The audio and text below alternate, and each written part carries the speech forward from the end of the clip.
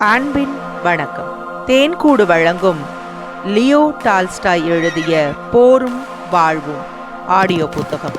மொழிபெயர்ப்பு TS சொக்கலிங்கம். போரும் வாழ்வும். இரண்டாவது பின்னுரை. வாசிப்பவர் ரே விஜயலட்சுமி. அத்தியாயம் 1. தேச மக்களை இயக்கும் சக்திகள். சரித்திரம் என்பது தேச மக்களுடையவும் மனித குலத்தினுடையவும் வாழ்க்கையே ஆகும்.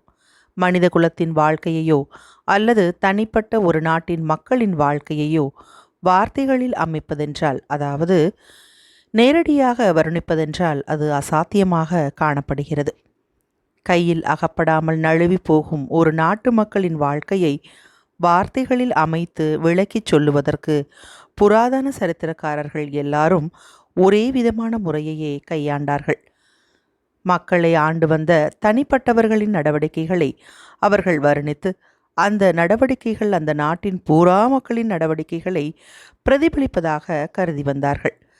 தனிப்பட்டவர்கள் தாங்கள் விரும்பியபடி நடக்கும்படி மக்களை எப்படி செய்து வந்தார்கள், அந்த தனிப்பட்டவர்களின் விருப்பத்திற்கு எது வழிகாட்டியாய் இருந்தது என்பதுதான் கேள்வி.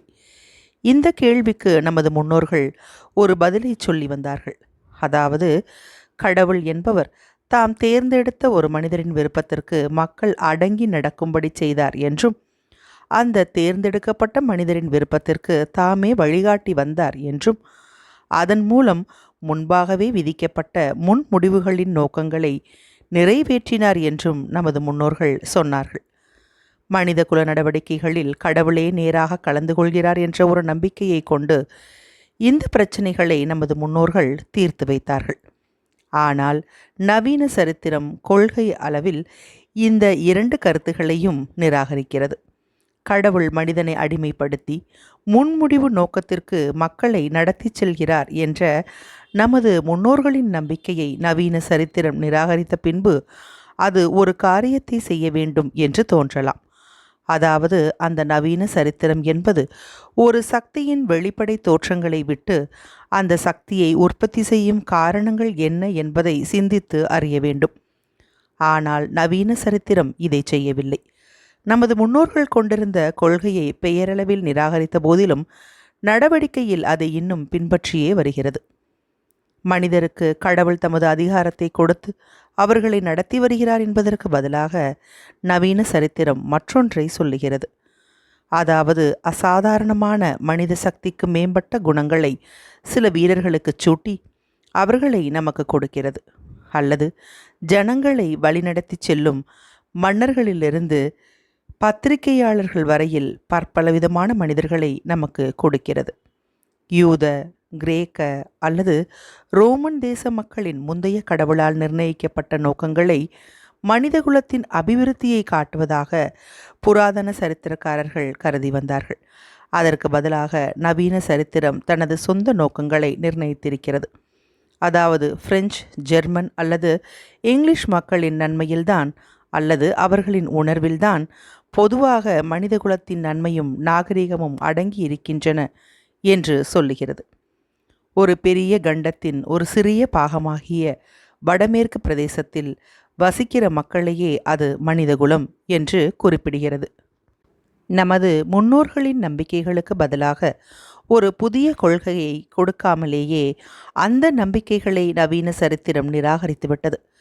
மனிதர்களின் தெய்வீக அதிகாரத்தையும் நமது முன்னோர்களின் விதி என்ற விஷயத்தையும் சரித்திரக்காரர்கள் நிராகரித்த பின்பு நிலைமையின் தர்க்க ரீதியான அந்த சரித்திரக்காரர்களை மற்றொரு ரஸ்தா வழியாக அதே முடிவுக்கு வரும்படி செய்துவிட்டது.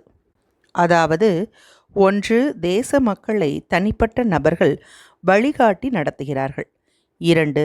தேச மக்களும் பொதுவாக மனிதகுலமும் விரும்பியுள்ள எல்லோரும் அறிந்த ஒரு நோக்கம் நிலைத்திருக்கிறது. கிப்பனிலிருந்து பக்கின் வரையுள்ள எல்லா நவீன சரித்திரக்காரர்களுடைய சரித்திரங்களின் அடிப்படையில் அவர்கள் ஒருவருக்கொருவர் ஒத்துக்கொள்ளாதது போல காட்டிக்கொண்டாலும், அவர்களுடைய நோக்கங்களில் புதுமை இருப்பது போல காணப்பட்டாலும், அந்த 2 பழமையான தடுக்க முடியாத யூகங்கள் இருக்கின்றன. முதலாவதாக, தனிப்பட்டவர்களின் நடவடிக்கைகளை சரித்திரக்காரர்கள் வர்ணிக்கிறார்கள்.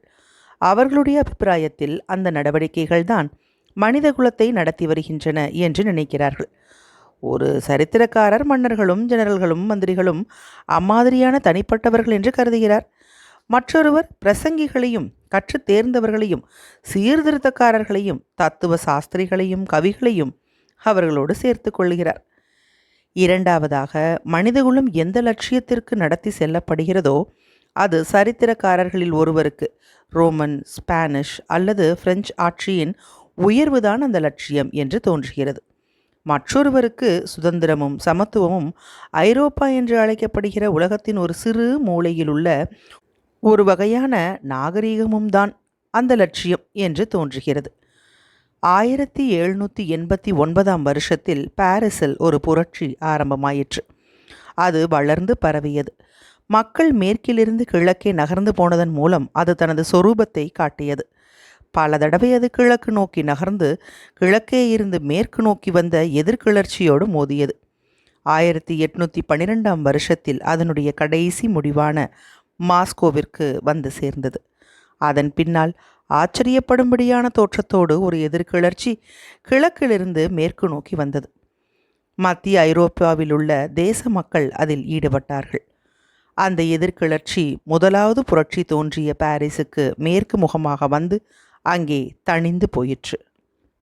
அந்த 20 வருஷ காலத்தில் ஏராளமான வயல்கள் விவசாயம் செய்யப்படாமல் விடப்பட்டன. வீடுகள் கொளுத்தப்பட்டன. வர்த்தகம் திசை மாறியது. கோடிக்கணக்கான பேர்கள் குடியேறினார்கள். பலர் தரித்திரர்களானார்கள். பலர் பணக்காரர்களானார்கள். சகோதர மக்களிடம் அன்பு காட்ட வேண்டும் என்ற சட்டத்தை மேற்கொண்டிருப்பதாக கூறிக்கொண்டிருந்த கோடிக்கணக்கான கிறிஸ்தவர்கள் ஒருவரை ஒருவர் கொன்று வந்தார்கள். இவற்றிற்கெல்லாம் என்ன அர்த்தம்? இவையெல்லாம் ஏன் ஏற்பட்டன? வீடுகளை கொளுத்தும்படியும் சகோதர மக்களை கொல்லும்படியும் இவர்களை செய்தது எது? இந்த சம்பவங்களுக்கெல்லாம் காரணங்கள் என்ன? இவையெல்லாம் உள் உணர்வோடு தெளிவான மிகுந்த நியாயமான கேள்விகள். இந்த கேள்விகளை மனிதகுலம் அந்த காலவரையை சேர்ந்த ஞாபக சின்னங்களையும் பரம்பரைகளையும் சந்திக்கும்போது தனக்குத்தானே கேட்டுக்கொள்கிறது. இந்த கேள்விகளுக்கு பதில்களை கண்டுபிடிப்பதற்காக மனிதகுலத்தின் பகுத்தறிவு சரித்திர சாஸ்திரத்தை நோக்குகிறது. தேச மக்களும் மனிதகுலமும் தங்களை தாங்களே அறிந்து கொள்ளும்படி உதவி செய்வதுதான் சரித்திர சாஸ்திரத்தின் நோக்கம். நமது முன்னோர்களின் கொள்கையை உதறித்தள்ளாமல் சரித்திரம் ஒப்புக்கொண்டிருக்குமானால் மக்களுக்கு நன்மை செய்வதற்காகவோ அல்லது மக்களை தண்டிப்பதற்காகவோ கடவுள் நெப்போலியனுக்கு அதிகாரத்தை கொடுத்து தெய்வத்தின் விருப்பங்களை நிறைவேற்றுவதற்காக நெப்போலியனுடைய ஆசைகளை ஆண்டு வந்தார் என்று அந்த சரித்திரம் சொல்லலாம். அம்மாதிரியான பதிலானது தெளிவாகவும் பூரணமானதாகவும் இருக்கும். நெப்போலியனிடம் உள்ள தெய்வ முக்கியத்துவத்தை ஒருவர் நம்பினாலும் சரி, நம்பாவிட்டாலும் சரி, ஆனால் நம்புகிற ஒருவருக்கு அந்த காலவரையறையைச் சேர்ந்த சரித்திரத்தில் புரியாமல் இருக்கக்கூடியது எதுவும் இருக்காது, அல்லது ஒன்றுக்கொன்று மாறுபாடான விஷயங்கள் இருப்பதாகவும் அவர்களுக்கு தோன்றாது. ஆனால் நவீன சரித்திரம் அம்மாதிரி பதில் கொடுக்க முடியாது. மனிதகுல காரியங்களில் தெய்வம் நேராக சம்பந்தப்படுகிறது என்ற நமது முன்னோர்களின் கொள்கைகளை சாஸ்திரம் ஒப்புக்கொள்ளுவதில்லை. ஆகவே சரித்திரம் வேறு விதமான பதில்களை கொடுத்தாக வேண்டும். இந்த கேள்விகளுக்கு பதில் சொல்லும்போது நவீன சரித்திரம் இம்மாதிரி சொல்லுகிறது. இந்த கிளர்ச்சியின் அர்த்தம் என்ன என்பதையும் அதற்கு காரணம் என்ன என்பதையும் அந்த சம்பவங்களை உண்டு பண்ணிய சக்தி எது என்பதையும் நீங்கள் அறிய விரும்புகிறீர்கள் அல்லவா? கவனித்து கேளுங்கள். 14வது லூயி மிகுந்த பெருமை கொண்டவராகவும் தன்னம்பிக்கை கொண்டவராகவும் இருந்தார்.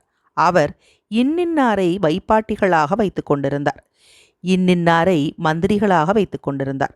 பிரான்ஸ் தேசத்தை மோசமாக அவர் ஆண்டு வந்தார். அவருடைய சந்ததிகள் பலவீனமாய் இருந்தார்கள். அவர்களும் பிரான்ஸை மோசமாய்த்தான் ஆண்டு வந்தார்கள். அவர்களும் இன்னின்னார்களுக்கு தயவுகள் காட்டி இன்னின்னார்களை வைப்பாட்டிகளாக வைத்து கொண்டிருந்தார்கள். அச்சமயம் சிலர் சில புத்தகங்களை எழுதினார்கள். 18வது நூற்றாண்டின் கடைசியில் 2 டஜன் பேர்கள் பாரிஸில் இருந்தார்கள்.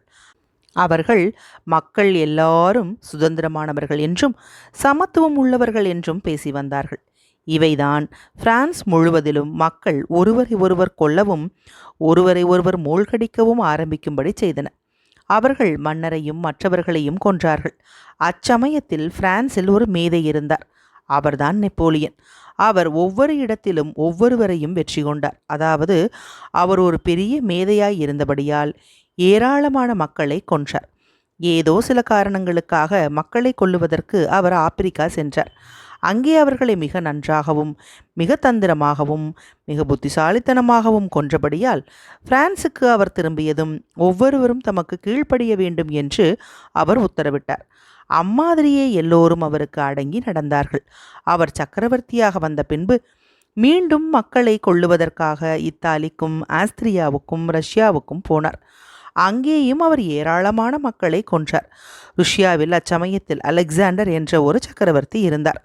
அவர் ஐரோப்பாவில் சமாதானத்தை நிலைநிறுத்த வேண்டும் என்று தீர்மானித்தார். அதனால் அவர் நெப்போலியனுக்கு விரோதமாக போர் செய்தார். 1807 வருஷத்தில் அவர் நெப்போலியனோடு சிநேகமானார்.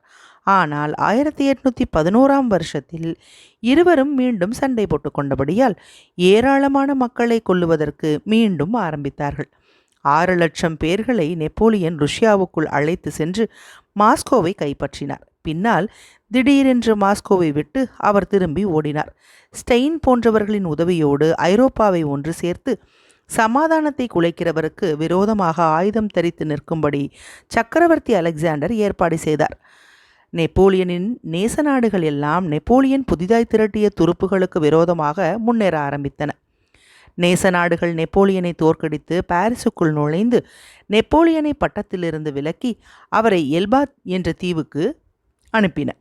அவருக்கு இருந்த சக்கரவர்த்தி என்ற பட்டத்தை பறிமுதல் செய்யாமல் அவருக்கு சகல மரியாதைகளையும் காட்டி அவரை நடத்தி வந்தன. 5 வருஷங்களுக்கு முன்பாகவும் 1 வருஷத்திற்கு பின்பாகவும் அவரை சட்டத்திற்கு விரோதமானவர் என்றும் ஒரு கொள்ளைக்காரர் என்றும் அழைத்து வந்த நேச நாடுகள் அவரை இம்மாதிரி நடத்தின. அதுவரை பிரெஞ்சுக்காரர்களாலும் நேச நாடுகளாலும் சிரித்து இகழப்பட்ட 18வது லூயி என்பவர் பிரான்ஸை ஆள ஆரம்பித்தார். நெப்போலியன் தம்முடைய பழைய காப்பாளர் படையின் முன்பாக கண்ணீர் வடித்துவிட்டு தமது சிம்மாசனத்தை துறந்து பரதேசம் போனார்.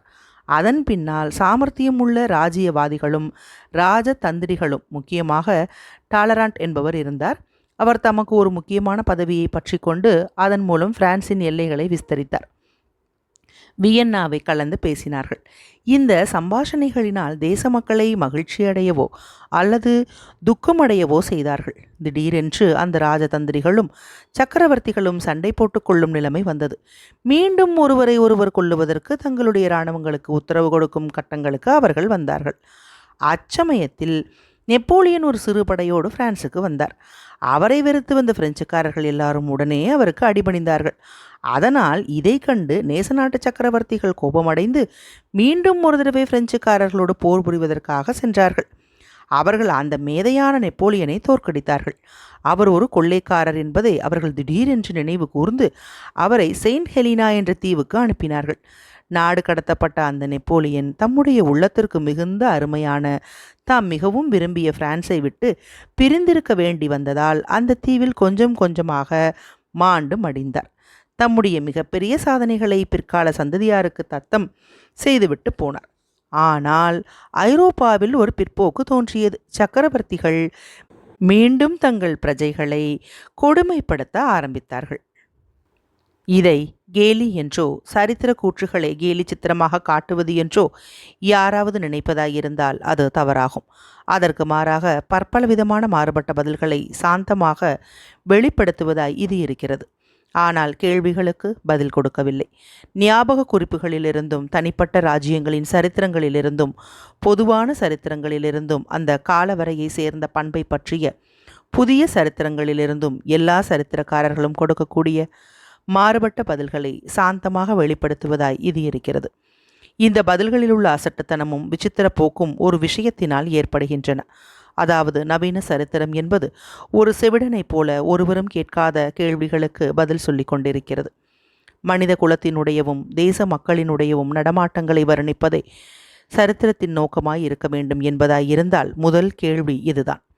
சரியான பதில் கிடைக்காத வரையில் மற்றவையெல்லாம் நமக்கு புரியாமல் இருக்க வேண்டும் என்ற நினைப்பு இல்லாமல் இருந்தால் நாம் கேட்க வேண்டிய கேள்வி இதுதான். மக்களை ஆட்டி வைக்கிற சக்தி என்பது எது? இதற்கு நவீன சரித்திரம் சுற்றி வளைத்து கொண்டு பதில்களை கூறுகிறது. அதாவது நெப்போலியன் ஒரு பெரிய மேதை என்றோ அல்லது 14வது லூயி ஒரு பெருமைக்காரர் என்றோ அல்லது சில எழுத்தாளர்கள் சில புத்தகங்களை எழுதி இருக்கிறார்கள் என்றோ கூறுகிறது. அவையெல்லாம் ஒருவேளை அப்படி இருக்கலாம். அதை ஒப்புக்கொள்ள மனிதகுலம் தயாராயிருக்கிறது. ஆனால் கேட்கப்பட்ட கேள்வி அதுவல்ல. ஒரு தெய்வீக சக்தியை நாம் ஒப்புக்கொள்ளுவோமானால் அந்த சக்தி தனக்குள் அடங்கி எப்பொழுதுமே விடாமல் தேச மக்களை நெப்போலியன்கள் மூலமோ லூயிக்கள் மூலமோ அல்லது தத்துவ எழுத்தாளர்கள் மூலமோ அது ஆண்டு வருகிறது என்பதை நாம் ஒப்புக்கொள்ளுவோமானால் முன்னால் சொல்லியவை எல்லாம் சுவாரஸ்யமாய் இருக்கும். ஆனால் அம்மாதிரி ஒரு சக்தியை நாம் ஒப்புக்கொள்வதில்லை. ஆகவே நெப்போலியன்களையோ லூயிக்களையோ எழுத்தாளர்களையோ பற்றி நாம் பேசுவதற்கு முன்பாக இவர்களுக்கும் தேச மக்களின் இயக்கங்களுக்கும் உள்ள தொடர்பை நமக்கு காட்ட வேண்டும். ஒரு தெய்வீக சக்திக்கு பதிலாக வேறு ஒரு சக்தி இருக்கிறது என்று சொல்லப்படுமானால் அந்த புதிய சக்தியின் மீதே சரித்திரத்தின் சிரத்தை பூராவாக இருக்கிறபடியால் அந்த புதிய சக்தி எது என்பதை நமக்கு விளக்கிச் சொல்ல வேண்டும். இந்த புதிய சக்தி வெளிப்படையாக தெரியக்கூடியது என்றும் அதை ஒவ்வொருவரும் அறிந்திருக்கிறார்கள் என்றும் சரித்திரம் தானாகவே யூகித்து கொண்டிருப்பதாகவே தோன்றுகிறது. அதை தெரிந்திருப்பதாக கருத வேண்டுமென்று என்னதான் விரும்பினாலும் பல சரித்திர புத்தகங்களை ஒருவர் படித்து பார்த்த போதிலும் சரித்திரக்காரர்கள் பற்பல விதமாக இதை புரிந்து கொண்டிருப்பதாக சொல்லிய போதிலும் இந்த புதிய சக்தியை உண்மையில் ஒவ்வொருவரும் நன்றாய் அறிந்திருக்கிறார்களா என்பது சந்தேகமாகவே இருக்கிறது. அத்தியாயம் 1 நிறைவுற்றது. அத்தியாயம் 2. மக்களை எந்த சக்தி இயக்குகிறது? அப்படியானால் தேச மக்களை எந்த சக்தி நடத்தி வைக்கிறது? ஜீவிய சரித்திரங்களை எழுதும் சரித்திரக்காரர்களும் தனித்தனி தேசங்களின் மக்களை பற்றி எழுதும் சரித்திரக்காரர்களும் இந்த சக்தி இயற்கையாகவே வீரர்களிடத்தும் மன்னர்களிடத்தும் இருப்பதாக நினைக்கிறார்கள். அவர்கள் வர்ணிக்கிற ஒரு நெப்போலியனுடையவும் அலெக்சாண்டருடையவும் பொதுவாக அவர்கள் வர்ணிக்கும் மற்றவர்களுடையவும் விருப்பங்களினால்தான் சம்பவங்கள் நடப்பதாக அவர்கள் கூறுகிறார்கள். ஒவ்வொரு சரித்திரக்காரரும் ஒரு சம்பவத்தை பற்றி மட்டும் குறிப்பிட்டு எந்த சக்தியால் இந்த சம்பவம் நடைபெறுகிறது என்பதை குறிப்பிடுகிற வரையில் இம்மாதிரியான சரித்திரக்காரர்களின் பதில்கள் திருப்திகரமாகவே இருக்கின்றன. ஆனால் வெவ்வேறு நாட்டு மக்களின் சரித்திரங்களை எழுதிய சரித்திரக்காரர்களும் வெவ்வேறு நோக்கமுள்ள சரித்திரக்காரர்களும் ஒரே சம்பவத்தை பற்றி வர்ணிக்க ஆரம்பிக்கும் போது அவர்களுடைய பதில்கள் உடனே அர்த்தமற்று போய்விடுகின்றன. ஏனெனில் இந்த சக்தியை அவர்கள் வெவ்வேறு விதமாக புரிந்திருப்பதாய் காணப்படுகிறது. அது மட்டுமல்ல, ஒருவருக்கொருவர் நேர் விரோதமாகவும் புரிந்து கொண்டிருப்பதாய் தோன்றுகிறது. ஒரு சம்பவம் நெப்போலியனால் உண்டு பண்ணப்பட்டது என்று ஒரு சரித்திரக்காரர் சொல்லுகிறார். ஆனால் மற்றொரு சரித்திரக்காரர் அதே சம்பவத்தை அலெக்சாண்டர் தான் தோற்றுவித்தார் என்று கூறுகிறார். ஒரு மூன்றாவது சரித்திரக்காரர் அதே சம்பவத்தை இன்னொருவர் விளைவித்தார் என்று சொல்லுகிறார். இதை தவிர அம்மாதிரியான சரித்திரக்காரர்கள் தங்களுக்குள்ளேயே ஒருவரை ஒருவர் மறுத்து கொள்ளுகிறார்கள். அதாவது ஒரு குறிப்பிட்ட மனிதரின் அதிகாரம் எந்த சக்தியின் மீது அமைய பெற்றிருக்கிறது என்ற வியாக்கியானத்தில் கூட தங்களுக்குள்ளேயே ஒருவரை ஒருவர் மறுத்து கொள்ளுகிறார்கள். போனபார்ட் கட்சியை சேர்ந்தவரான தியஸ் என்பவர் நெப்போலியனுடைய அதிகாரம் அவருடைய தர்மத்தின் மீதும் மேதையின் மீதும் அமைந்திருப்பதாக சொல்லுகிறார். லான்பிரே என்ற குடியரசுக்காரர் நெப்போலியனுடைய அதிகாரம் அவருடைய தந்திரங்களின் மீதும் மக்களை ஏமாற்றுவதன் மீதுமே அமைந்திருப்பதாக கூறுகிறார். ஆகவே இந்த வகுப்பைச் சேர்ந்த சரித்திரக்காரர்கள் ஒருவருடைய ஆதாரத்தை மற்றொருவர் நாசமாக்கி பரஸ்பரம் நடந்து கொள்ளுகிறார்கள். அதன் மூலம் சம்பவங்களை உண்டு பண்ணக்கூடிய சக்தியை அறிந்து கொள்ளக்கூடிய அறிவையும் நாசமாக்குகிறார்கள். ஆகவே சரித்திரத்தின் அதிமுக்கியமான கேள்விக்கு அவர்களால் ஒரு பதிலையும் கொடுக்க முடியவில்லை. எல்லா தேசங்களின் மக்களை பற்றியும் சர்வதேச சரித்திரத்தை எழுதும் சரித்திரக்காரர்கள் சம்பவங்களை உண்டு பண்ணும் சக்தியை பற்றிய தனித்தனி நாடுகளை பற்றி எழுதும் சரித்திரக்காரர்களின் அபிப்பிராயம் எவ்வளவு தவறானது என்பதை உணர்ந்திருப்பதாக தோன்றுகிறது. வீரர்களிடமோ மன்னர்களிடமோ அந்த சக்தி இயற்கையாக இருக்கிறது என்பதை அவர்கள் ஒப்புக்கொள்ளவில்லை. ஆனால் பற்பல வழிகளில் ஏராளமாக தோன்றும் வேகங்களின் பலனாகவே அந்த சக்தி தோன்றுகிறது என்று நினைக்கிறார்கள். ஒரு போரை பற்றி எழுதும்போதோ அல்லது ஒரு நாட்டு மக்கள் அடிமையானதை பற்றி எழுதும்போதோ அந்த சர்வதேச சரித்திரக்காரர் அந்த சம்பவத்திற்கான காரணத்தை அதிகாரத்தில் இருக்கும் தனி ஒருவரிடம் காணுவதற்கு அவர்கள் முயற்சிப்பதில்லை. அந்த சம்பவத்தோடு கலந்துள்ள ஏராளமான பேர்களின் நடவடிக்கை தொடர்புகளிலேயே காரணம் கண்டுபிடிக்க அவர்கள் முயற்சி செய்கிறார்கள். இந்த கருத்தின்படி பற்பல வேகங்களின் பலனாகவே சரித்திர பிரசித்தி பெற்றவர்களுக்கு அதிகாரம் கிடைக்கிறது. ஆகவே அதே அதிகாரம் சம்பவங்களை உண்டு பண்ண முடியாது என்பது அவர்களின் கருத்தாகும். என்றாலும் பல விஷயங்களில் இந்த சர்வதேச சரித்திரக்காரர்கள் இன்னமும் அந்த அதிகாரம்தான் சம்பவங்களை உண்டு பண்ணுகிற சக்தி என்றும் அதுதான் அந்த சம்பவங்களுக்கு காரணம் என்றும் நினைத்து எழுதுகிறார்கள். அவர்களுடைய அபிப்பிராயத்தில் ஒரு சரித்திர சம்பந்தமான நபர் அவருடைய காலத்து கால பலனால் தோன்றுகிறவர் என்றும் பற்பல விதமான வேகங்களின் பலனே அவருடைய அதிகாரம் என்றும் நினைக்கிறார்கள். கெர்வினஸ், ஷிலாசர் இன்னும் பலர் ஒரு சமயத்தில் பிரெஞ்சு புரட்சியினாலும் 1789 வருஷத்திய கருத்துகளினாலும் ஏற்பட்ட பலன்தான் நெப்போலியன் என்று நிரூபித்தார்கள். அவர்கள் விரும்பாத 1812 வருஷத்திய படையெடுப்பை பற்றியும் மற்ற விஷயங்களை பற்றியும் அவர் எழுதிய போது அவையெல்லாம் நெப்போலியனுடைய தவறான வழிகளினால் ஏற்பட்ட பலன்கள் என்று சொன்னார்கள். 1789 வருடத்திய கருத்துக்களை வளர விடாமல் நெப்போலியன் தம்முடைய கிறுக்கு புத்தியினால் செய்துவிட்டார் என்றும் கூறினார்கள். புரட்சியை பற்றிய கருத்துகளும் அந்த சகாப்தத்தில் தோன்றிய பொதுவான மனப்போக்குமே நெப்போலியனுடைய அதிகாரத்தை உற்பத்தி செய்தன. ஆனால் நெப்போலியனுடைய அதிகாரம் அந்த புரட்சி கருத்துகளையும் அந்த சகாப்தத்தின் பொதுவான மனப்போக்கையும் அடக்கி ஒடுக்கிவிட்டது. ஒன்றுக்கொன்று மாறுபாடான இந்த விசித்திரம் தற்செயலாக ஏற்பட்டதல்ல. ஒவ்வொரு படியிலும் இது ஏற்படுவது என்பது மட்டுமல்ல, சர்வதேச சரித்திரக்காரர்களின் சரித்திரம் முழுவதுமே இம்மாதிரியான மாறுபாடுகளை கொண்ட ஒரு சங்கிலி தொடராகும். தாரதமியங்களை ஆராய்ச்சி செய்ய புகுந்து பாதி வழியில் சர்வதேச சரித்திரக்காரர்கள் நின்று விடுவதால் இந்த மாறுபாடு ஏற்படுகிறது. மொத்த பலனின் வேகத்திற்கு சமமாக பிரிவுகளின் வேகம் இருக்க வேண்டுமானால் அந்த பிரிவுகளின் கூட்டு மொத்த பலனுக்கு சமமாய் இருக்க வேண்டும். இந்த நிபந்தனையை சர்வதேச சரித்திரக்காரர்கள் எப்பொழுதுமே கை கொண்டதில்லை. ஆகவே பலனின் வேகங்களை அவர்கள் விளக்கும்போது பிரிவுகளின் கூட்டு மொத்தம் போதுமானதாய் இல்லை என்பதை அவர்கள் ஒப்புக்கொண்டாக வேண்டியிருக்கிறது. இதை தவிர விளக்க முடியாத ஒரு சக்தி அந்த பலனை கொடுப்பதற்கு காரணமாயிருக்கிறது என்பதையும் அவர்கள் ஒப்புக்கொண்டாக வேண்டி இருக்கிறது. 1813 வருடத்திய படையெடுப்பை பற்றியோ அல்லது பூர்பான்களை, அதாவது பிரெஞ்சு ராஜ குடும்பத்தாரை மீண்டும் பதவியில் வைத்ததை பற்றியோ தனிப்பட்ட நாடுகளின் சரித்திரக்காரர் அவற்றை வர்ணிக்கும் போது அவையெல்லாம் அலெக்சாண்டரின் விருப்பப்படியே நடந்தன என்று சொல்லுகிறார்கள். ஆனால் சர்வதேச சரித்திரக்காரரான கெர்வினஸ் என்பவர் இந்த அபிப்பிராயத்தை மறுக்கிறார். 1813 வருஷத்திய படையெடுப்புக்கும் பூர்பான்களை மீண்டும் சிம்மாசனத்தில் ஏற்றியதற்கும் அலெக்சாண்டரின் விருப்பத்தை தவிர வேறு காரணங்களும் உண்டு என்று அவர் நிரூபிக்கிறார். அதாவது ஸ்டெயின், மெட்டர்னிச், திருமதி டீஸ்டால், டாலரண்ட், பிட்சே, சாட்டாபிரியாண்ட் முதலியவர்கள் மேற்கொண்ட நடவடிக்கைகளும் காரணம் என்று அவர் கூறுகிறார்.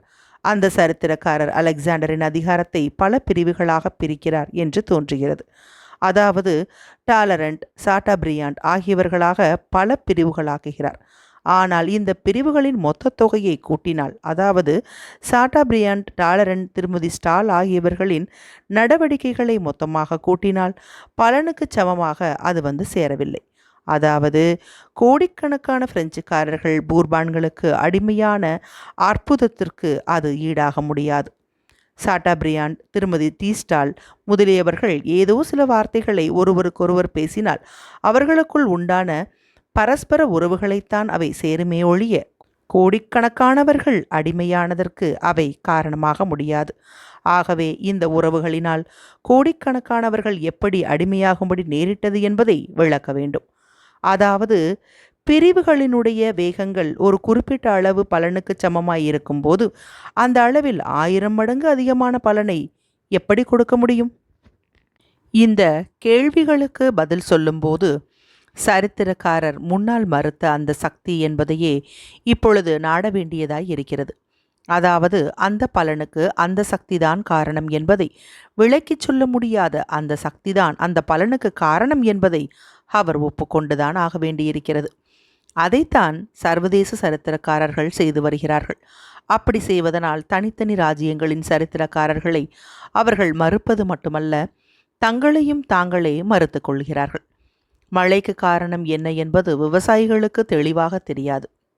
ஆகவே தங்களுக்கு மழை வேண்டுமானால் அதற்கு தக்கபடியும், காற்று வேண்டுமானால் அதற்கு தக்கபடியும் அவர்கள் பேசுவார்கள். அதாவது மேகங்களை காற்று அடித்து கொண்டு போய்விட்டது என்றோ அல்லது மேகங்களை காற்று கொண்டு வந்து சேர்க்கிறது என்றோ அவர்கள் சொல்லுவார்கள். அதே மாதிரி சர்வதேச சரித்திரக்காரர்கள் தங்களுக்கு அவசியமாயிருக்கும் போதும் தங்களுடைய கோட்பாடுகளுக்கு பொருத்தமாயிருக்கும் போதும் சம்பவங்களினால்தான் சக்தி தோன்றுகிறது என்று சொல்லுவார்கள். வேறொன்றை நிரூபிக்க அவர்கள் விரும்பும்போது சக்திதான் சம்பவங்களை உண்டு பண்ணுகிறது என்று சொல்வார்கள். பண்பு அல்லது கலாச்சாரம் என்பதின் சரித்திரக்காரர்கள் என்று சொல்லப்படும் 3வது வகுப்பு சரித்திரக்காரர்கள் இருக்கிறார்கள். அவர்கள் சர்வதேச சரித்திரக்காரர்கள் வகுத்த பாதையை பின்பற்றுகிறார்கள். அவர்கள் சில சமயங்களில் எழுத்தாளர்களும் பெண்களும் தான் சம்பவங்களை உற்பத்தி செய்யும் சக்திகள் என்பதை ஒப்புக்கொள்கிறார்கள். என்றாலும் அந்த சக்தி என்பது முற்றிலும் வேறான ஒன்று என்றும் கூறுகிறார்கள். அந்த சக்தி என்பது கலாச்சாரத்தில், அதாவது சிந்தனை வேலைகளில் இருப்பதாக அவர்கள் சொல்லுகிறார்கள். இந்த கலாச்சார சரித்திரக்காரர்கள் அவர்களுடைய முன்னோடிகளான சர்வதேச சரித்திரக்காரர்கள் சொல்லும் வாதத்திற்கு முற்றிலும் பொருத்தமாக ஒரு கேள்வியை கேட்கிறார்கள்.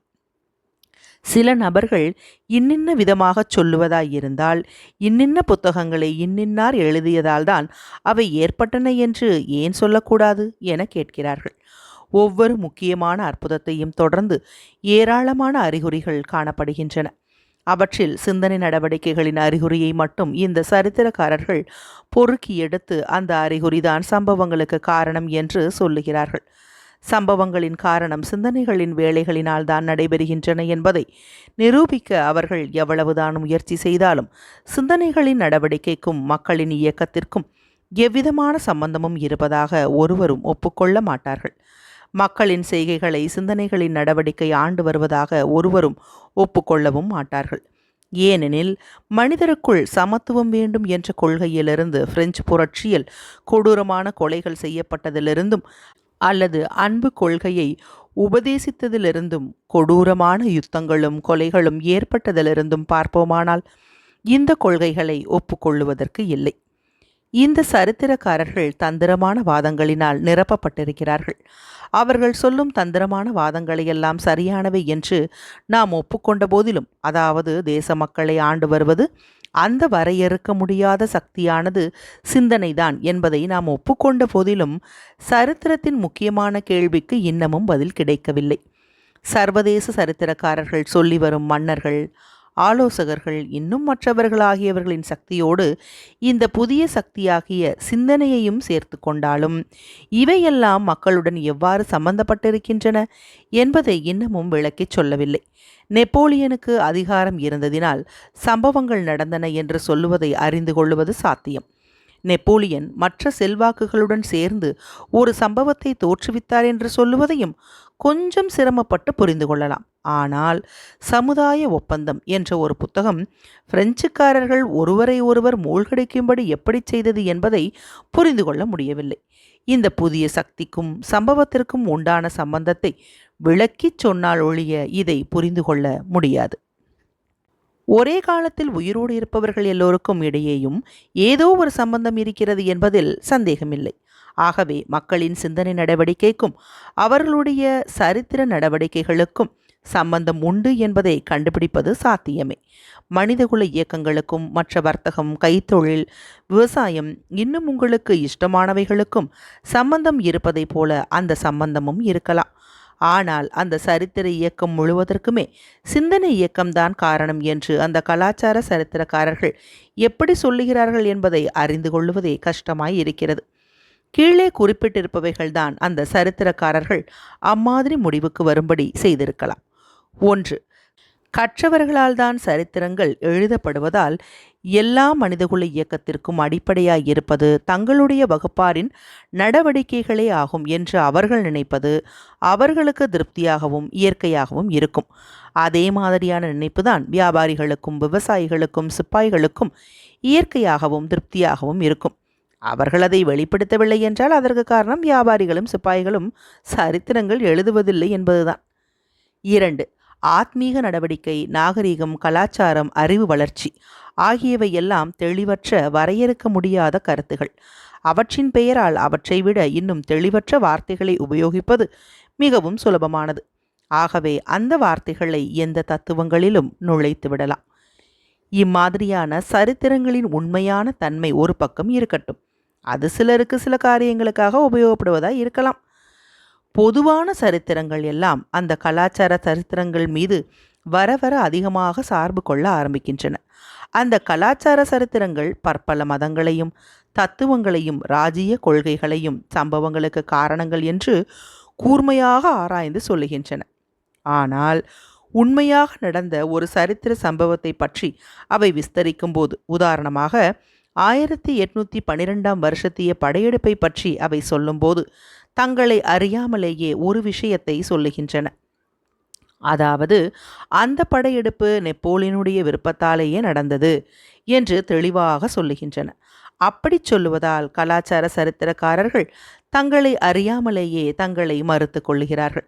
தாங்கள் கண்டுபிடித்த அந்த புதிய சக்தியானது சரித்திரத்தில் நடப்பவைகளுக்கு காரணமல்ல என்று காட்டுகிறார்கள்.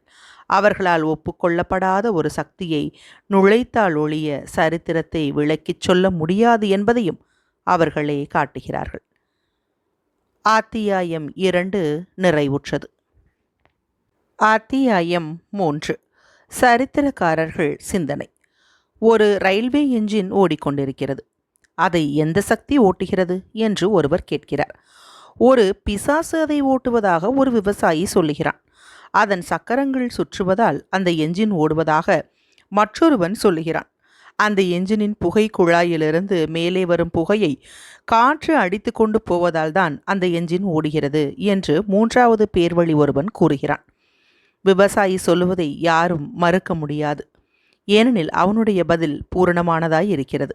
அவன் கூறுவதை மறுப்பதென்றால் பிசாசு ஒன்றும் இல்லை என்பதை அவனிடம் நிரூபிக்க வேண்டும். அல்லது அந்த என்ஜினை ஓட்டுவது ஒரு ஜெர்மானியனை ஒழிய பிசாசு அல்ல என்பதை அவனிடம் மற்றொரு விவசாயி விளக்கிச் சொல்ல வேண்டும். இம்மாதிரி ஒருவருக்கொருவர் மாறுபாடாக சொல்லுவதன் மூலம்தான் அவர்கள் இருவர் சொல்லுவதும் தவறானவை என்பதை அவர்கள் உணர்ந்து கொள்ள முடியும். சக்கரங்கள் சுற்றுவதனால்தான் என்ஜின் ஓடுகிறது என்று சொல்லும் மனிதன் தன்னைத்தானே மறுத்து கொள்கிறான். ஏனெனில் காரணத்தை விளக்கிச் சொல்ல அவன் ஆரம்பித்த பின்பு சக்கரங்கள் எதனால் சுற்றுகின்றன என்பதற்கும் அவன் காரணம் சொல்லியாக வேண்டும். பாய்லரில் உள்ள நீராவியின் அழுத்தத்தினால்தான் என்ஜின் ஓட ஆரம்பிக்கிறது என்ற வியாக்கியானத்துக்கு கடைசியில் அவன் வந்தாக வேண்டும். அந்த முடிவிற்கு அவன் வருகிற வரையில் அவனுடைய வியாக்கியானத்தை மத்தியில் நிறுத்துவதற்கு அவனுக்கு உரிமை கிடையாது. புகையை காற்று அடித்து கொண்டு போவதனால்தான் என்ஜின் ஓடுகிறது என்று சொல்லுகிறவனுக்கு சக்கரங்கள் சுற்றுவதனால்தான் என்ஜின் ஓடுகிறது என்ற வியாக்கியானம் சரியானதாக தோன்றவில்லை. ஆகவே முதலில் அவனுக்கு தோன்றும் காட்சியை காரணமாய் வைத்துக்கொண்டு அதை வியாக்கியானமாக சொல்லுகிறான். என்ஜின் ஓட்டத்திற்கு ஈடான ஒரு சக்தியை காட்டினால்தான் என்ஜின் ஓடுவதற்கான யூகத்தை சரியாக விளக்கிச் சொல்லுவதாய் இருக்கும். மக்களின் இயக்கத்திற்கு ஈடான சக்தியை காட்டினால்தான் மக்களின் இயக்கத்திற்கான யூகத்தை தெரிந்து கொள்ள முடியும். இந்த யூகத்தை சொல்லுவதற்காக பற்பல சரித்திரக்காரர்கள் வெவ்வேறு விதமான சக்திகளை சுட்டிக்காட்டியிருக்கிறார்கள். ஆனால் மக்களின் இயக்கத்தை நடத்தக்கூடிய அளவுக்கு அவை ஈடாக இல்லை. அந்த சக்தி வீரர்களிடம் இயற்கையாகவே இருக்கின்றன என்று சிலர் நினைக்கிறார்கள். ரயில்வே இன்ஜினை ஒரு பிசாசு தள்ளுவதாக ஒரு விவசாயி சொல்லும் கூற்றைப் போலவே அது இருக்கிறது. சக்கரங்கள் சுற்றுவதால் இன்ஜின் ஓடுகிறது என்று ஒருவன் சொல்லியதைப் போல மற்ற சக்திகளிலிருந்து ஒரு சக்தி உற்பத்தியாவதாக வேறு சில சரித்திரக்காரர்கள் சொல்லுகிறார்கள். கலாச்சார செல்வாக்கினால்தான் அந்த சக்தி பிறப்பதாக இன்னும் சில சரித்திரக்காரர்கள் கூறுகிறார்கள். புகையை காற்று அடிப்பதனால்தான் என்ஜின் ஓடுகிறது என்று சொல்லுகிறவனின் கூற்றைப் போலவே இவர்களுடைய வாதமும் இருக்கிறது.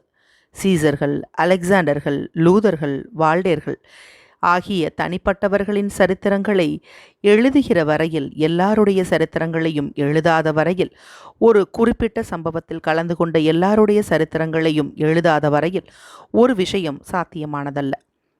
அதாவது ஒரு குறிப்பிட்ட குறிக்கோளுக்கு செல்லும்படி மக்களை கட்டாயப்படுத்தும் ஒரு சக்தியை உருவகம் செய்தால் ஒழிய மக்களின் இயக்கத்தை வர்ணிப்பது முற்றிலும் முடியாத காரியம்.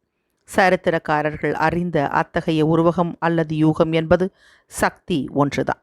இந்த உருவகத்தை கொண்டுதான் சரித்திர சம்பவங்களை துவக்குகிறார்கள். இப்பொழுது அப்படித்தான் செய்து கொண்டிருக்கிறார்கள். அந்த தொகுப்புக்கு இது ஒன்றுதான் கைப்பிடியாக விளங்குகிறது. ஆனால் சரித்திர சம்பவங்களை தொகுப்பதற்கு வேறொன்றை கண்டுபிடிப்பதற்கு முன்பாக இந்த கைப்பிடியை பக்கில் செய்ததைப் போல உடைத்து விட்டால் அந்த தொகுப்பிற்கு உண்டான ஒரே ஆதரவையும் இழந்துவிட நேரிடும். சரித்திர சம்பவங்களை விளக்குவதற்கு இந்த சக்தி உருவகம் அவசியமானதாய் இருக்கிறது. அதை சர்வதேச சரித்திரக்காரர்களும் கலாச்சார சரித்திரக்காரர்களும் ஒப்புக்கொண்டிருக்கிறார்கள். ஏனெனில் அந்த உருவகத்தை அவர்கள் வெளிப்படையாக மறுத்து வந்த போதிலும் ஒவ்வொரு அடியிலும் தவிர்க்க முடியாதபடியாது அவர்கள் ஒப்புக்கொள்ளும்படி நேரிட்டிருக்கிறது. மனிதகுல பிரச்சனைகளை பற்றி ஆராய்ச்சி செய்யும் சரித்திர விஞ்ஞானமானது இதுவரையில் கரன்சி நோட்டுகள், நாணயங்கள் ஆகியவற்றின் பணப்புழக்கத்தைப் போலவே இருந்து வருகிறது. ஜீவிய சரித்திரங்களும் தனிப்பட்ட நாடுகளின் சரித்திரங்களும் கரன்சி நோட்டுகளைப் போலவே இருக்கின்றன. கரன்சி நோட்டுகளை உபயோகப்படுத்திக் கொள்ளலாம், புழங்கிக் கொள்ளலாம், ஒருவருக்கும் கெடுதலில்லாத விதத்தில் அவற்றின் காரணத்தை நிறைவேற்றிக் கொள்ளலாம், நமக்கு சௌகரியமாக அமைத்து கொள்ளலாம். ஆனால் அந்த கரன்சி நோட்டுகளுக்கு பின்புலமாக என்ன பாதுகாப்பு இருக்கிறது என்று ஒருவர் கேட்கிற வரையில் இவற்றையெல்லாம் செய்து கொள்ளலாம்.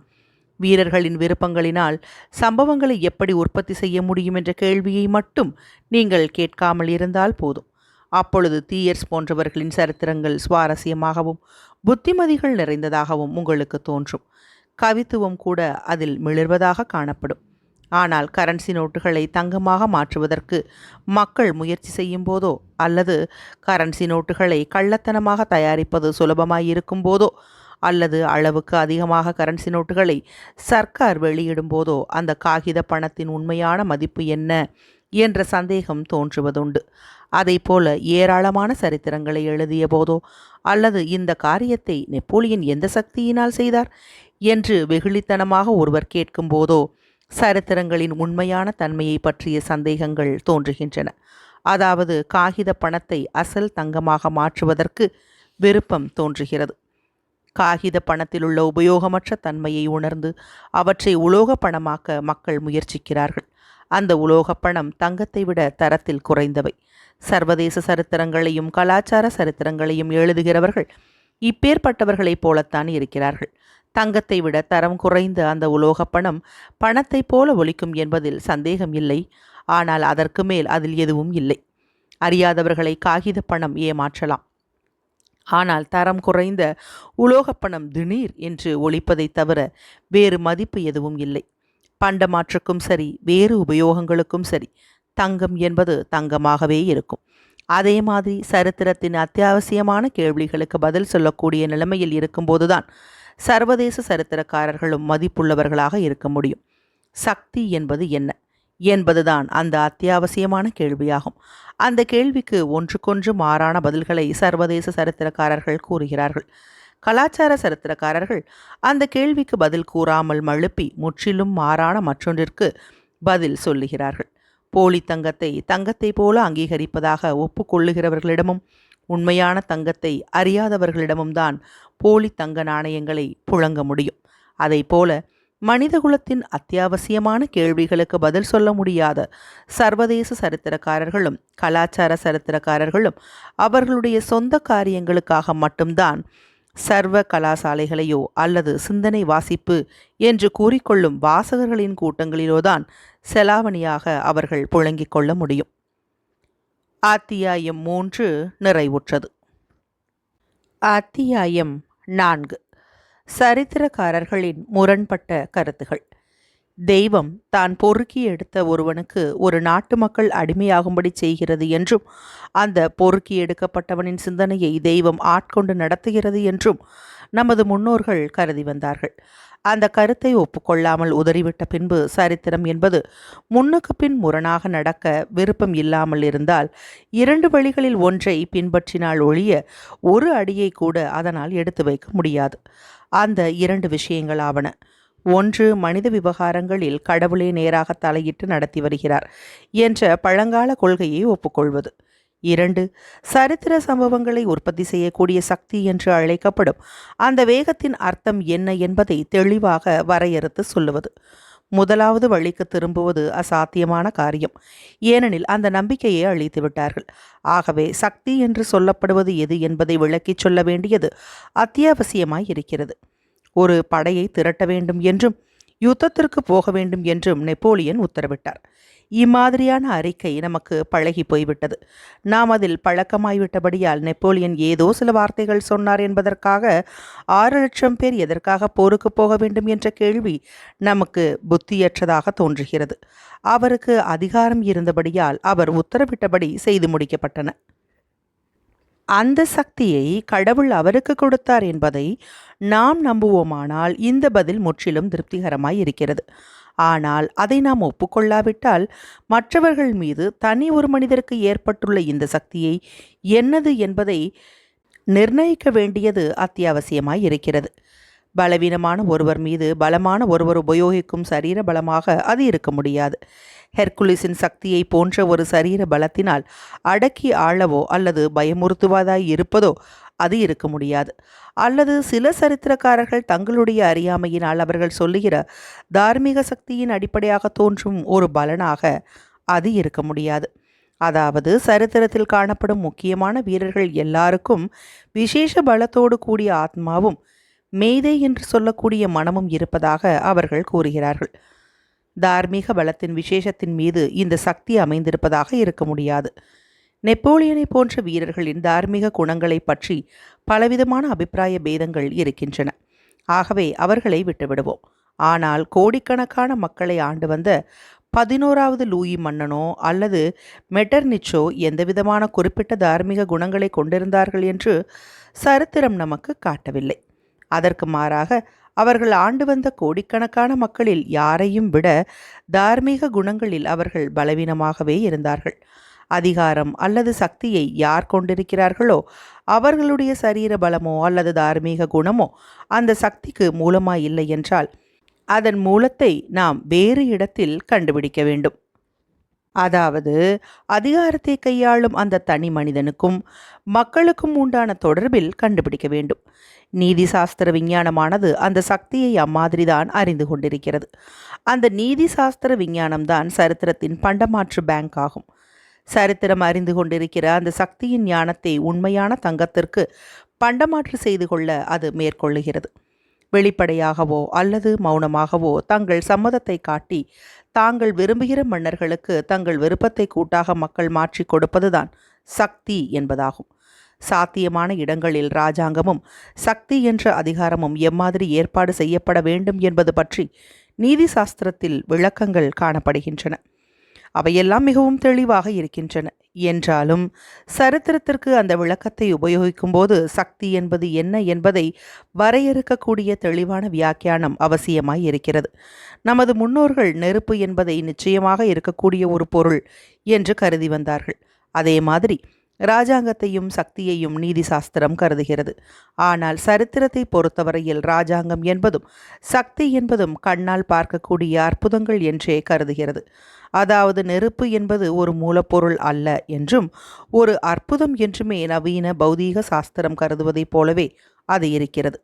சரித்திரத்தின் கொள்கைக்கும் நீதி சாஸ்திரத்தின் கொள்கைக்கும் இடையிலுள்ள இந்த அடிப்படையான வித்தியாசத்திலிருந்து ஒன்று தோன்றுகிறது. அதாவது அதனுடைய அபிப்பிராயத்தில் சக்தி என்பது எப்படி அமைய வேண்டும் என்பதையும் கால மாறுபாட்டுக்கு உட்படாமல் நிலையாக அது எப்படி இருக்க வேண்டும் என்பதையும் நுணுக்கமாக நீதி சாஸ்திரம் சொல்ல முடியும் என்று தோன்றுகிறது. ஆனால் காலத்தை பொறுத்து மாறுகின்ற அந்த சக்தி என்பது என்ன என்ற சரித்திரத்தின் கேள்விகளுக்கு அது எவ்விதமான பதிலையும் கொடுக்க முடியாது. மக்கள் கூட்டமாக தங்கள் விருப்பத்தை தங்களுடைய மன்னருக்கு மாற்றி கொடுப்பதுதான் சக்தி என்று சொல்லப்படுமானால் புகாசியாவ் என்பவர் மக்களின் விருப்பத்திற்கு பிரதிநிதியாக இருந்தாரா? இல்லை என்றால் முதலாவது நெப்போலியன் மட்டும் எப்படி இருக்க முடியும்? பவுலோனில் 3வது நெப்போலியன் கைதியாக இருந்தபோது அவர் எப்படி ஒரு குற்றவாளியாக இருந்தார்? பின்னால் அவரால் கைது செய்யப்பட்டவர்கள் எல்லாரும் எப்படி குற்றவாளிகளாக ஆனார்கள்? அரண்மனை புரட்சிகளில் சில சமயங்களில் 2-3 பேர்களே தான் சம்பந்தப்பட்டிருப்பார்கள்.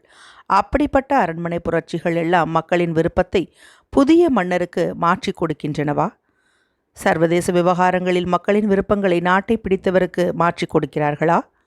1808ஆம் வருஷத்தில் நடந்த ரைன் மகாநாடு தனது விருப்பத்தை நெப்போலியனுக்கு மாற்றி கொடுத்ததா?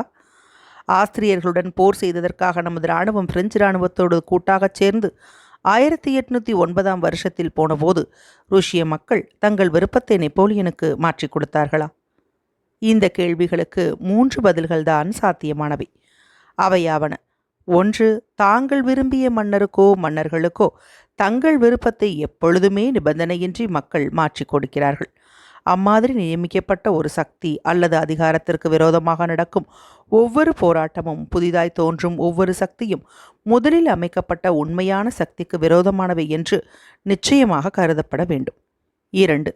அல்லது மன்னர்களுக்கு தாங்கள் மாற்றிக் கொடுக்கும் விருப்பத்தை மக்கள் நிபந்தனைகளின் பேரிலேயே செய்வதாய் இருக்க வேண்டும். அதே நிபந்தனைகள் தெளிவாகவும் வரையறுக்கப்பட்டவையாகவும் இருக்க வேண்டும். அதாவது எந்த நிபந்தனைகளின் பேரில் மன்னர்களிடம் அதிகாரங்கள் ஒப்படைக்கப்பட்டதோ அந்த நிபந்தனைகளை மீறியதால் தான் சண்டைகளும் அதிகார நாசங்களும் ஏற்பட்டன என்பதை காட்டக்கூடியதாய் இருக்க வேண்டும். 3.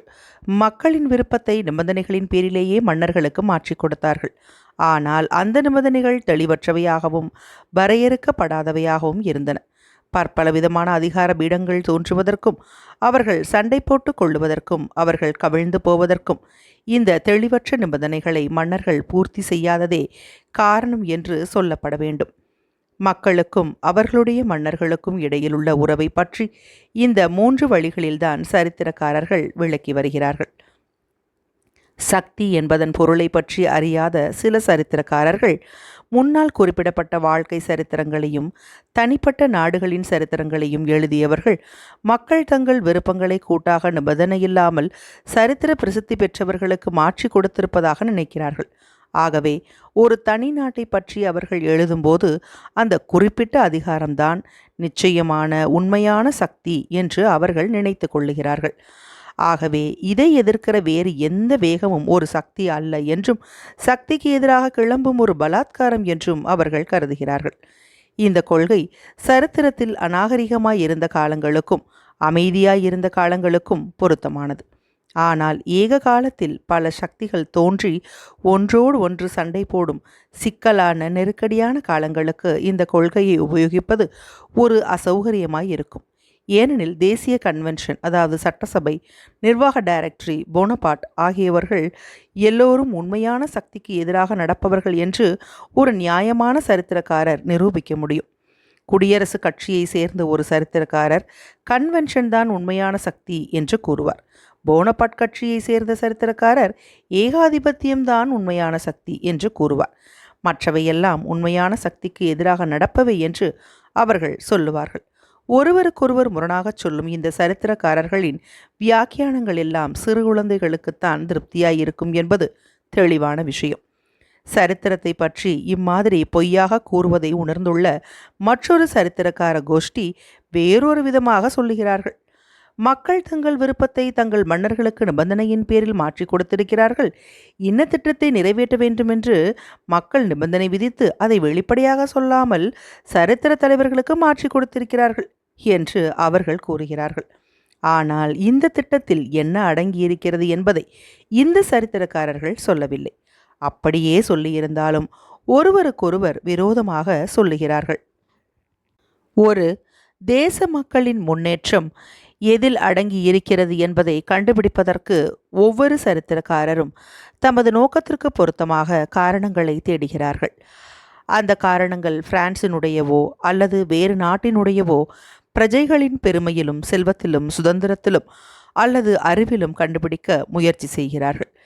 இந்த திட்டத்தின் இயல்பை பற்றியே இந்த சரித்திரக்காரர்களுக்குள் முரண்பாடுகள் இருக்கின்றன என்பதை சொல்ல வேண்டியதில்லை.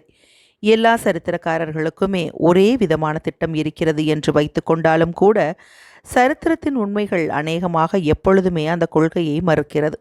செல்வம், சுதந்திரம், மக்களின் ஞானம் ஆகியவைகளில்தான் அந்த சக்தி இருக்கிறது என்றால் 14வது லூயி மன்னனும் பயங்கர ஜான் மன்னனும் எப்படி தங்கள் ஆட்சியை அமைதியாக நடத்தினார்கள்?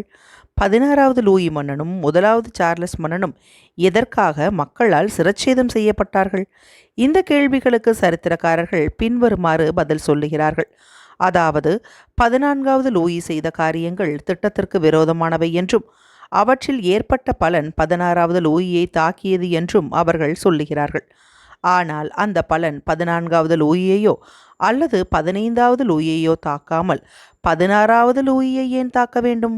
அம்மாதிரி பலன்களுக்கு பெயர் என்ன? இந்த கேள்விகளுக்கு ஒரு பதிலும் கிடையாது, சொல்லவும் முடியாது. தங்களுடைய கூட்டு விருப்பங்களை சில மன்னர்களிடமிருந்தோ அவர்களுடைய சந்ததிகளிடம் இருந்தோ பல நூற்றாண்டுகளாக ஏன் வாபஸ் பெறாமல் இருந்தார்கள்? பின்னால் திடீரென்று அவற்றை 50 வருஷ காலத்தில் கன்வென்ஷனிடமும் டைரக்டரியிடமும் அதாவது சர்க்காரிடமும், நெப்போலியனிடமும், அலெக்சாண்டரிடமும், 18வது லூயியிடமும், மீண்டும் நெப்போலியனிடமும், 10வது சார்லஸிடமும், லூயி பிலிப்பிடமும், குடியரசு சர்க்காரிடமும், 3வது நெப்போலியனிடமும் எதற்காக மாற்றிக் கொடுத்தார்கள்? இம்மாதிரி வேகமாக ஒருவரிடமிருந்து மற்றொருவரிடம் மக்களின் விருப்பத்தை மாற்றி கொடுத்ததை பற்றி எழுதும்போது, முக்கியமாக சர்வதேச உறவுகள், வெற்றிகள், கூட்டு ஒப்பந்தங்கள் ஆகியவைகளை பற்றி எழுதும்போது சரித்திரக்காரர்கள் ஒரு விஷயத்தை ஒப்புக்கொள்ளும்படி நேரிடுகிறது.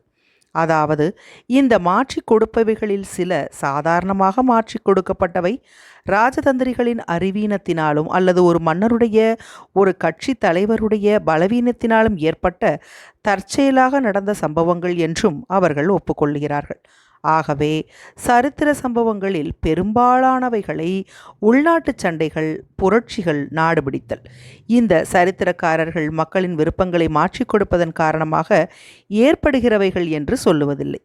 தனியாக ஒருவரோ அல்லது பலரோ தங்கள் விருப்பங்களை தவறாக மாற்றிக் கொடுப்பதன் காரணமாகவே ஏற்படுகிறவைகள் என்றும் சொல்லுவதில்லை. தனியாக ஒருவரோ அல்லது பலரோ தங்கள் விருப்பங்களை தவறாக மாற்றிக் கொடுப்பதனால் ஏற்படும் பலன்கள் என்றே கூறுகிறார்கள். அதாவது, அதிகாரத்தை ஆக்கிரமித்து பிடுங்குதல் என்பதே அவர்கள் முடிவு. ஆகவே இந்த சரித்திரக்காரர்களும் சரித்திர சம்பவங்கள் இந்த கொள்கைக்கு மாறாக இருக்கின்றன என்பதை அறிந்து ஒப்புக்கொள்ளுகிறார்கள். இந்த சரித்திரக்காரர்கள் ஒரு தாவர சாஸ்திரியைப் போல காணப்படுகிறார்கள். அந்த தாவர சாஸ்திரி விதைகளிலிருந்து வளர்கிற சில செடிகள் முதலில் 2 இலைகள் விடுவதை கவனித்திருக்கிறார்.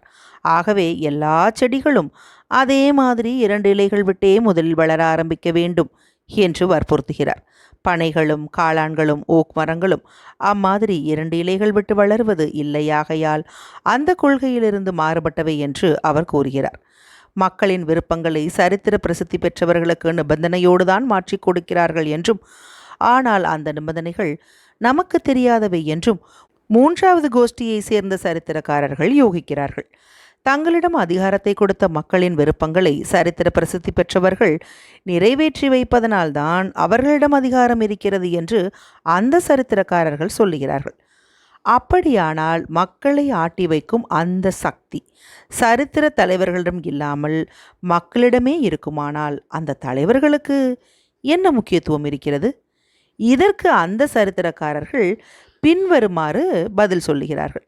மக்களின் விருப்பத்தை தலைவர்கள் வெளிப்படுத்துகிறார்கள். மக்கள் நடவடிக்கையை தலைவர்களின் நடவடிக்கை பிரதிபலிக்கிறது.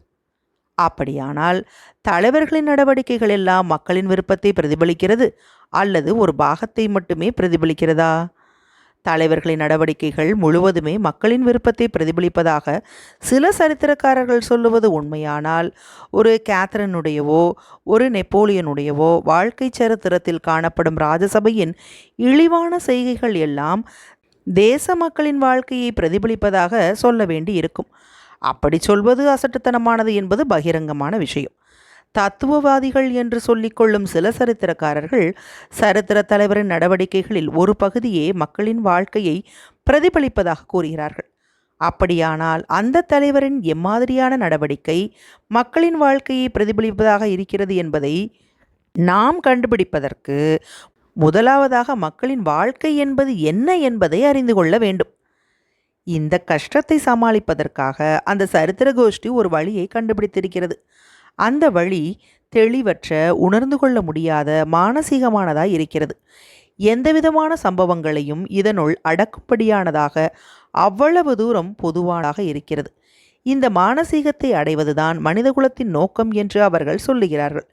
சர்வசாதாரணமாக எல்லா சரித்திரக்காரர்களாலும் பொதுப்படையாக கையாளப்படும் வார்த்தைகள் பின்வருபவைகளாகும்: சுதந்திரம், சமத்துவம், அறிவு தெளிவு, முன்னேற்றம், நாகரீகம், கலாச்சாரம். மனிதகுலத்தின் முன்னேற்ற லட்சியத்தை பொதுப்படையாக யூகித்து கொண்டு இந்த சரித்திரக்காரர்கள் ஏராளமான ஞாபக சின்னங்கள் ஏற்படுத்தியுள்ள பிரபலஸ்தர்களை பற்றி ஆராய்ச்சி செய்ய விரும்புகிறார்கள். அதாவது மன்னர்கள், மந்திரிகள், ஜெனரல்கள், ஆசிரியர்கள், சீர்திருத்தக்காரர்கள், போப்புகள், பத்திரிகைக்காரர்கள் ஆகியவர்களை பற்றி தங்களுடைய அபிப்பிராயத்தில் அவர்கள் எவ்வளவு தூரம் அந்த மானசீக லட்சியத்தை அடைவதற்கு உதவியாகவோ அல்லது இடையூறாகவோ இருக்கிறார்கள் என்பதை ஆராய்ச்சி செய்ய ஆரம்பிக்கிறார்கள். ஆனால் மனிதகுலத்தின் லட்சியம் சுதந்திரம், சமத்துவம், நாகரிகம், அறிவு தெளிவு ஆகியவைகளில் அடங்கியிருக்கிறது என்பதை எந்த வழியிலும் நிரூபித்து காட்டவில்லை. மக்களுக்கும் மன்னர்களுக்கும் மனிதகுலத்திற்கு அறிவு தெளிவை காட்டியவர்களுக்கும் உள்ள உறவை தாங்களாக யூகித்து கொண்ட ஒரு அஸ்திவாரத்தின் மீது அமைத்தார்கள். மக்களின் கூட்டு விருப்பம் சில மனிதர்களுக்கு மாற்றி கொடுக்கப்படுகிறது என்பதே அந்த அஸ்திவாரம். ஆனால் கோடிக்கணக்கானவர்கள் மற்றொரு நாட்டிற்கு செல்லுவதும், வீடுகளை கொளுத்துவதும், விவசாய வேலைகளை கைவிடுவதும், ஒருவர் மற்றவரை கொள்ளுவதும் அந்த சில மனிதர்களின் நடவடிக்கைகளில் காணப்படுவதில்லை. அந்த சில மனிதர்கள் வீடுகளை கொளுத்துவதும் இல்லை, விவசாய வேலைகளை செய்வதும் இல்லை, தங்கள் சகோதர இனங்களை கொல்லுவதும் இல்லை. இந்த விஷயத்தை சரித்திரமானது ஒவ்வொரு படியிலும் நிரூபிக்கிறது. 18வது நூற்றாண்டின் முடிவில் மேல்நாட்டு மக்களிடம் கொதிப்பு ஏற்பட்டு அவர்கள் கிழக்கு நோக்கி சென்றார்கள். அவர்கள் அம்மாதிரி சென்றதை 14, 15, 16வது லூயிக்கள் அவர்களுடைய காதலிகள், அவர்களுடைய மந்திரிகள் ஆகியவர்களின் நடவடிக்கைகளிலிருந்து விளக்கி காட்டினார்களா? நெப்போலியன், ரூசோ, டிடராட், பாவ் மார்ச்சாய்ஸ் இன்னும் மற்றவர்களுடைய வாழ்க்கை சரித்திரங்களிலிருந்து விளக்கி காட்டினார்களா? காசான், சைபீரியா ஆகிய கிழக்கு பிரதேசங்களுக்கு ருஷ்ய மக்கள் போனதற்கான காரணத்தை பயங்கர ஜானுனுடைய சீரழிந்த ஒழுக்கத்தை பற்றிய விவரங்களிலோ அல்லது அவர் குர்பிஸ்கியோடு நடத்திய கடித போக்குவரத்துகளிலோ காண முடிந்ததா? சிலுவை போர் சமயத்தில் நடந்த மக்களின் நடமாட்டங்களை பற்றி காட்பரேகள், லூயிக்கள், அவர்களுடைய காதலிகள் ஆகியவர்களின் நடவடிக்கைகளிலிருந்து அவை தோன்றின என்று சொல்ல முடியுமா?